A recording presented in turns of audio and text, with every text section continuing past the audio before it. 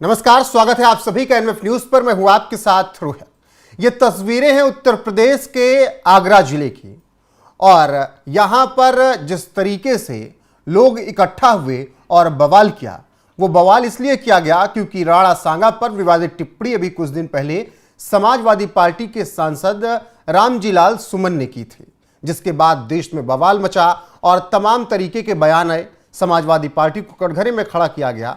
राणा सांगा पर टिप्पणी करने वाले रामजी लाल सुमन की काफी आलोचना हुई, लेकिन अब मामला आगे बढ़ गया और तमाम संगठन रामजी लाल सुमन के आवास पर पहुंच गए और आगरा में उनके आवास के बाहर इस तरीके का बवाल काटा।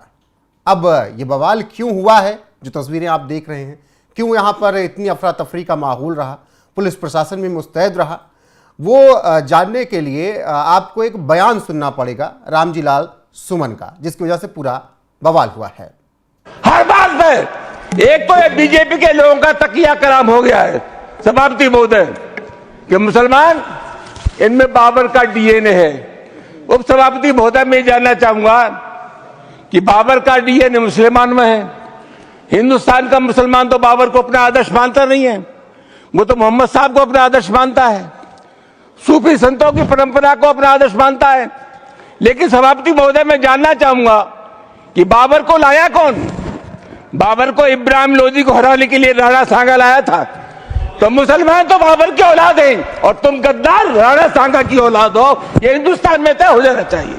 अगर बाबर की तो आलोचना करते हैं। बस यही वो बयान था जिसकी वजह से बवाल मचा। रामजी लाल सुमन ने राणा सांगा को गद्दार कह दिया और कह दिया कि तुम लोग गद्दार की औलादें हो।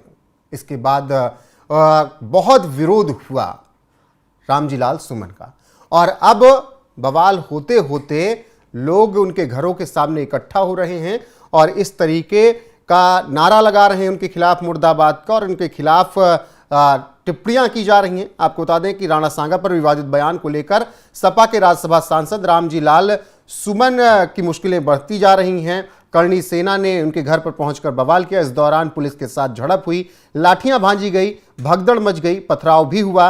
पथराव से पुलिस प्रशासन की भी जिस तरीके से मुश्किलें बढ़ी, उनको सबको कंट्रोल किया गया। पथराव में इंस्पेक्टर के साथ कई पुलिसकर्मी घायल हो गए। सूचना मिलते ही और जवान पुलिस के भेजे गए और पुलिस ने बल प्रयोग करके वहां से लोगों को खदेड़ा।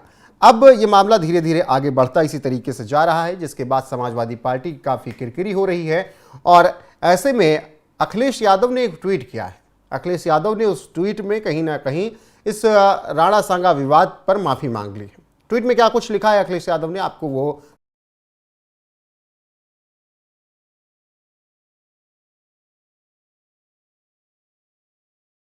कमजोर से कमजोर हर एक व्यक्ति को भी सम्मान दिलाना चाहते हैं। हमारा उद्देश्य किसी इतिहास पुरुष का अपमान करना नहीं हो सकता।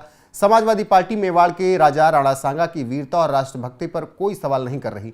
भाजपा ने इतिहास के कुछ विषयों को सदैव राजनीतिक लाभ उठाने के लिए और देश को धार्मिक जातिगत आधार पर विभाजित करने के लिए इस्तेमाल किया। हमारे सांसद ने सिर्फ एक पक्षीय लिखे गए इतिहास और एक पक्षीय की गई व्याख्या का उदाहरण देने की कोशिश की। हमारा कोई भी प्रयास राजपूत समाज या किसी अन्य समाज का अपमान करना नहीं। आज के समय में बीते कल की मतलब इतिहास की घटनाओं की व्याख्या नहीं की जा सकती। राजकाज के निर्णय अपने समय की परिस्थितियों की मांग के हिसाब से लिए जाते हैं। इतिहास की घटनाओं के आधार पर आज की लोकतांत्रिक व्यवस्था नहीं चल सकती। भाजपा सरकार को अपने भेदकारी आदत को सुधार कर जनता के रोजी रोजगार, स्वास्थ्य और सुरक्षा पर कुछ ध्यान देना चाहिए। भाजपा दरारवादी पार्टी है।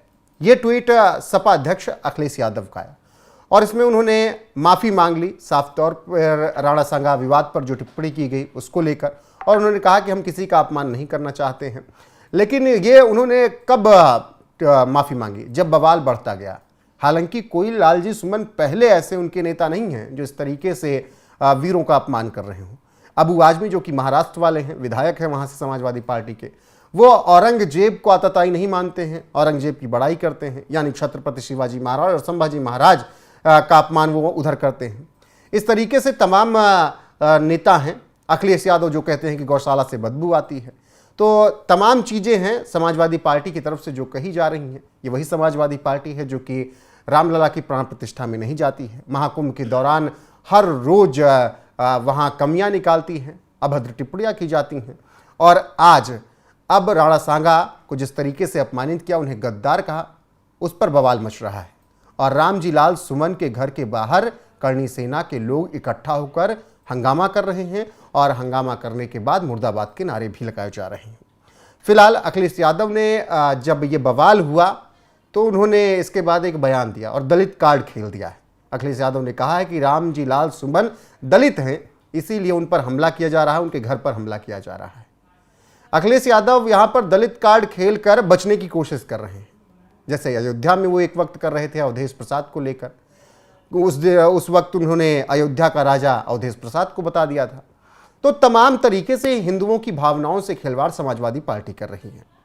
फिलहाल राणा सांगा का अपमान तो किया ही जा रहा है, दूसरी तरफ इस पूरे मामले से बचने के लिए दलित कार्ड खेलकर रामजी लाल सुमन की गलती को छुपाने की भी कोशिश अखिलेश यादव की तरफ से की जा रही है। अखिलेश यादव ने क्या कुछ कहा, उसके साथ आपको छोड़ने जाते हैं। बाकी इस खबर पर आपकी राय क्या है, कमेंट में जरूर बताइएगा। वीडियो को शेयर कीजिएगा, लाइक कीजिएगा, चैनल को सब्सक्राइब करना ना भूलिएगा। बने रहिएगा हमारे साथ। नमस्कार। ये भारतीय जनता पार्टी ने जो संस्कृति शुरू की है कि पुरानी बातों को कहें, पुरानी बातों से कहीं न कहीं अपने हिसाब से इतिहास को पढ़ें, इतिहास को बताएं। दुख है इस बात का कि जो भारतीय जनता पार्टी ने ये परंपरा शुरू की कि इतिहास अपनी मानसिकता से, अपने पॉलिटिकल लाभ से पढ़ें। उसी में बहुत सारे लोग कह रहे हैं कि पुरानी इतिहास की किताबें जो उठाई हैं, मान लो गूगल आप कर लें, क्या क्या इतिहास लिखा हुआ है, यूट्यूब आप उठा लें, क्या क्या इतिहास लिखा है। ये तो सरकार की जिम्मेदारी बनती है और ये सरकार तो वो है जो नाम बदलती है, इतिहास बदलती है। ये रामजी सुमन जी पे इसलिए अटैक हुआ कि एक तो वो दलित हैं और दलित होने की वजह से उन पर अटैक हुआ। हर बात में एक तो ये बीजेपी के लोगों का तकिया कलाम हो गया है सभापति महोदय कि मुसलमान इनमें बाबर का डीएनए है। उप सभापति महोदय मैं जानना चाहूंगा कि बाबर का डीएनए मुसलमान में है। हिंदुस्तान का मुसलमान तो बाबर को अपना आदर्श मानता नहीं है, वो तो मोहम्मद साहब को अपना आदर्श मानता है, सूफी संतों की परंपरा को अपना आदर्श मानता है। लेकिन सभापति महोदय मैं जानना चाहूंगा कि बाबर को लाया कौन? बाबर को इब्राहिम लोधी को हराने के लिए राणा सांगा लाया था। तो मुसलमान तो बाबर की औलाद हैं और तुम गद्दार राणा सांगा की औलाद हो, ये हिंदुस्तान में तय हो जाना चाहिए। अगर बाबर की तो आलोचना करते हैं